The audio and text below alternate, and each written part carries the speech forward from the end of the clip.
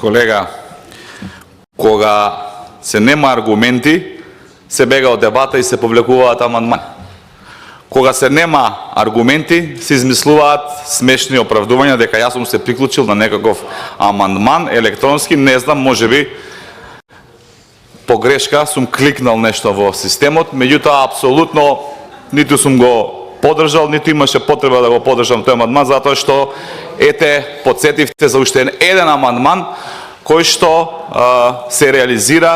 во Кавадарци и тоа е добро за кавадарчани, а вие го поднесувате како амандман затоа што немате дослуг до реалност.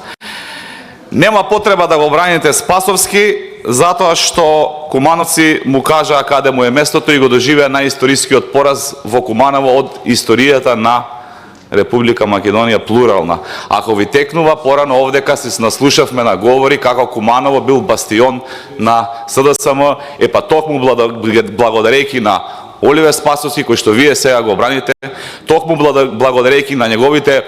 политички игри, лични интереси, токму благодарејќи на неговите кратања на буџетот на општина Куманово за лични причини, токму благодарејќи на тоа што Оливер Спасовски со мал прст не мрдна за Куманово, додека беше најмоćната политичка фигура во Република Македонија, денес вие во Куманово скоро и да немате општинска организација. Така што задржете си го нивото, бидете тоа што сте биле како претседател на ова собрание, на тоа ниво, немојте со вакви